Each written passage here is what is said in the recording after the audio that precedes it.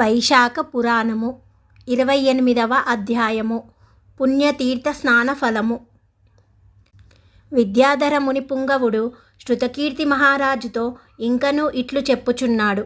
ఓ మహారాజా, పుణ్యతీర్థ స్నానములు ఎక్కడెక్కడ ఆచరించవలనో వినుము.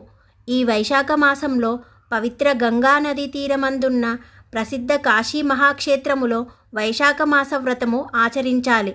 ప్రయాగ క్షేత్రమందు పితృదేవతలకు శ్రాద్ధకర్మలను ఆచరించాలి.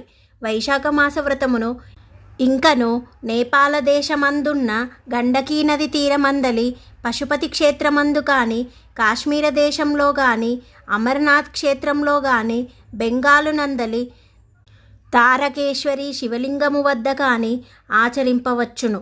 ఈ వైశాఖ వ్రతం ఆచరించిన వారు ఆయురారోగ్య భోగ భాగ్యములతో వర్ధిల్లగలరు.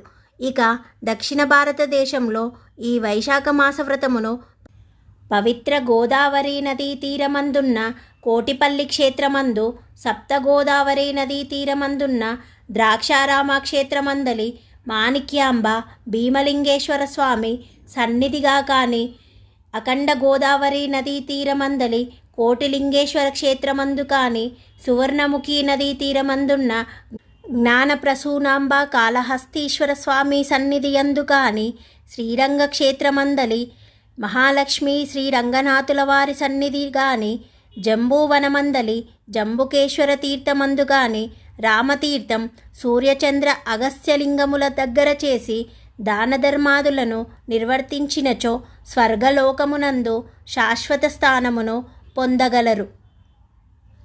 28వ రోజు పారాయణ భాగం సమాప్తం.